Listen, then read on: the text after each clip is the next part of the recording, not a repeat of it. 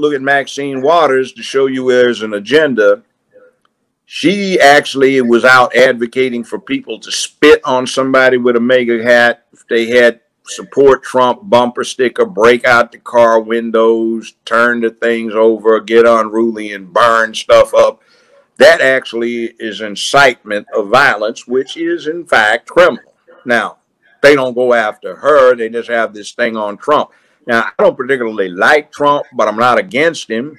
I did not vote for that damn fool that they had running against him, that racist dog, what I heard the first time in 1972 when I was doing an intern thing at a D.C. think tank, when he was out there with James O. Eastland, John B. Stennis, Faubus came in from Arkansas. That's the fool who said they'd never integrate the Little Rock High School. They had Wallace there, who was wheeled in, and they had Byrd, former Grand Dragon of the Klan, and they were talking about this young man who had a stupid-looking ducktail like he was back in the 1950s, was the last true yellow dog Dixiecrat. And they were talking about Joe Biden, who got up there, and when the speech he gave, I mean, I was really offended. I heard it right outside the state capitol building in Dover, which was a rundown, ransackled old house, 250 years old. And he said, Negro children are like roaches. If they're allowed to integrate the schools, they will infest them and they will never be gotten out. Negro. Who said that? Joe Biden said that? Yeah, I heard it. Wow. Saw him. He said Negroes were animals and they turned the streets into jungles. And he and Senator Eastland had a plan where they could put all of these Negro animals in zoos. Now, we talk about the 94 crime bill. That wasn't shit. The 91 was bad. The 91 was really bad. The 81 was the one where one rock got you 5 years, which due to some other stuff Biden and Stennis and Eastland did, it wasn't 5 years with parole. They abolished federal parole. So you get 5 years, you get 60 months, and you get released with all good and honor time at 56 months from federal custody. And then that was the 81 one, then there was the 79 and the 77. So let's give blame where blame is due. That bastard has been a racist dog, and he used to talk about he understood the Negro because he was raised in Delaware. And he said Delaware was a proud slave-owning state that basically copped out by not going with the South during the rebellion as it should have, because they were too close to D.C. to not be intimidated. So I listened to this racist dog. I kept up with him because I was practicing criminal law, and federal criminal trials became almost a lynch thing because of what is allowed. By the way, if you ever get interrogated by the feds, never say, I don't know what happened. I don't know anything about it. Because you will get convicted on one count of an indictment making a knowingly false statement to a federal investigator. You know why? Because they tell you what you're there for. So you know what you're there for. So when you say, I don't know nothing about it, you did because they told you. With the feds, you say, I have nothing to say, or I refuse to make a statement. I want a lawyer. But if you're talking with the state, you say, I don't know what the fuck you talking about. Fuck you, you know. But with the feds, watch what you say.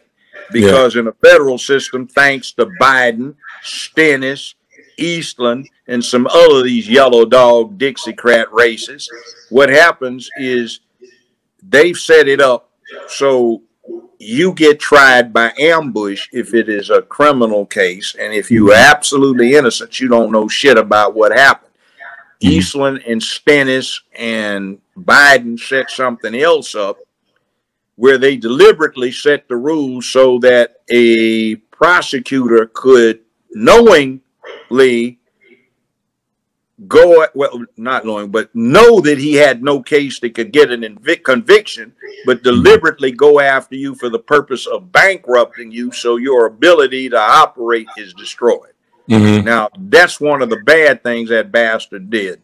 And then you got Kamala Imhoff in there. You know who Imhoff is? No.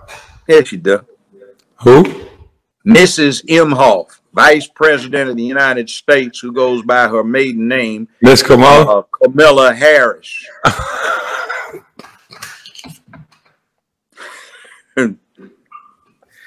She's got 2 Jewish children she adopted. She married a Jewish husband who's got a interesting. I'm scared to talk about Kamala Harris. I'm gonna let you have that one. No, she's a witch, and she is a corrupt witch.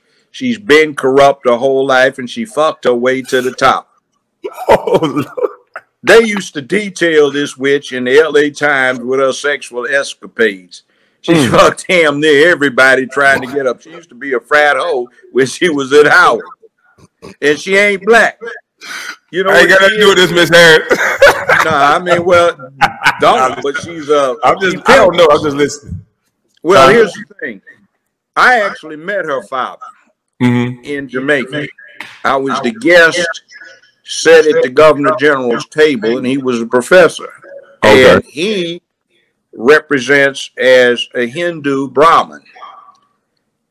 He admittedly has some Irish in him. All right.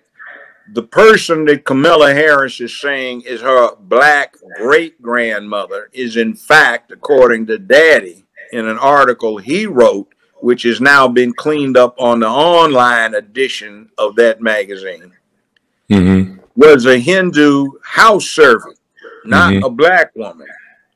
So her mother is listed on her birth certificate as Caucasian, even though she's dark. But see, she's a Hindu Brahmin Tamil caste.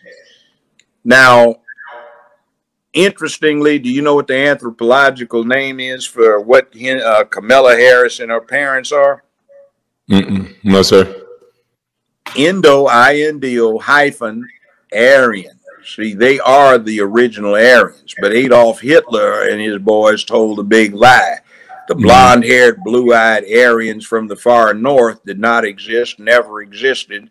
They were the dark to swarthy to paper bag brown, dark-eyed, dark, coarse-haired Indo-Aryans from India.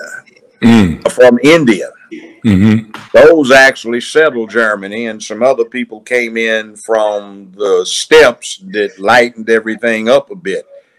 So that lie is being told. So you get the Aryan Brotherhood, the Aryan Nation. What's going on is the Aryans they claim to be one with look like Kamala or Queen Harris. You know, I guess what she did is, you know, LA Times ranked her out. I was out in LA, you know, when she was really I can see this article. Before that, she got out and they ran a thing that when she went to law school, Willie Brown, that was his mistress. They used to have guards. I heard about that, though. Where they had one I loved. It was a scene, Willie Brown sitting behind a desk with his tongue hang out, and Kamala is raising up after doing him, you know. And they ran this thing where he got her a job with a medical supply company that did business with the city of San Francisco. He got her a gig for 15 hours a week. For $72,000 a year, and you have to understand that was 35 years ago. And then when they carried a thing where she moved up to 20 hours a week, she getting paid $120,000 for a part-time gig, and he bought her a 750i BMW. She was earning that. So then she had this thing where she was trying to get on with this big firm. They wouldn't hire, so she started screwing one of your buddies, an NBA player who was their biggest client. So she got hired. So then they ran a scandal sheet on her where she was trying to get on with the DA's office. So she started screwing the deputy chief DA to get on. So